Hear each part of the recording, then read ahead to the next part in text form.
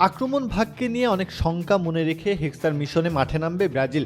বিশ্বকাপের লড়াইতে এবার চোটের কারণে প্রথম ম্যাচে দর্শক হয়ে থাকতে হচ্ছে নেইমার জুনিয়রকে। নানা প্রশ্ন আর দুর্বলতা নিয়ে বিশ্বকাপের দীর্ঘযাত্রার শুরুতেই এক কঠিন পরীক্ষার মুখে দাঁড় করিয়ে দিয়েছে সেলেসাওদের। নেইমারকে ছাড়া সেলেসাওদের মূল পরীক্ষাটা দিতে হবে তাদের খামখেয়ালি আক্রমণ ভাগ নিয়ে। ভিনিসিয়াস জুনিয়র কিংবা রাফিনহা নিজ নিজ ক্লাবে রাজত্ব করলেও জাতীয় দলের হলুদ জার্সিতে এখনও একসাথে ক্লিক করতে পারছেন না। কোচ কার্লো আনচেলত্তির এখন প্রধান চ্যালেঞ্জ হবে ক্লাব পর্যায়ের তারকাদের ব্যক্তিগত একক নৈপুণ্যকে এক সুতোয় বেঁধে নিখুঁত টিপলে বের করে আনা।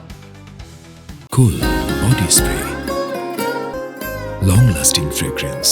আক্রমণের পাশাপাশি ব্রাজিলের রক্ষণভাগও এবার বেশ নড়বড়ে। প্রীতি ম্যাচে পাওয়া ইনজুরির কারণে বিশ্বকাপ থেকে ছিটকে গেছেন রাইট ব্যাক ওয়েসলি।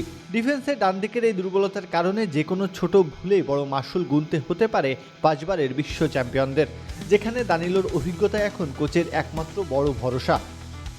অন্য প্রান্তে আফ্রিকা সিংহ মরক্কো কিন্তু ইনজুরির হাত থেকে রেহাই পায়নি। সেন্ট্রাল ডিফেন্ডার নায়েফ আগুয়ের্দো এবং উইঙ্গার আবদে ইজ্জাল জৌলি চোটের কারণে বিশ্বকাপ স্কোয়াড থেকে ছিটকে গেছেন। নরওয়ের বিপক্ষে ম্যাচে কাঁধের চোটে পড়া নুসাইর মাজরাউইকে নিয়েও শেষ মুহূর্ত পর্যন্ত অপেক্ষা করতে হচ্ছে মরক্কো শিবিরকে। তবে ইনজুরির ধাক্কা থাকলেও ব্রাজিলকে কোনোভাবেই ছেড়ে কথা বলবে না মরক্কোর লড়াকু ফুটবলাররা। অধিনায়ক আশরাফ হাকিমি আর ফর্মে থাকা ব্রাহিম দিয়াজের তারা যে কোনো আনচেলত্তির দলকে চমক দিতে প্রস্তুত।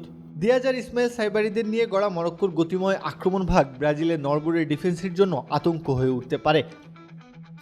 প্রথমবারের মতো বিদেশি কোচ নিয়ে বিশ্বকাপ খেলতে নামা ব্রাজিলকে নিয়ে ভক্তদের মনে প্রচুর আশা, তবে ভয়ের পরিমাণটাও কম নয়। নেইমারহীন ব্রাজিল কি পারবে সব শঙ্কা উড়িয়ে মরক্কোর বাধা টপকাতে, নাকি কাতার বিশ্বকাপের মতো এবারও নতুন রূপকথার জন্ম দেবে মরক্কো?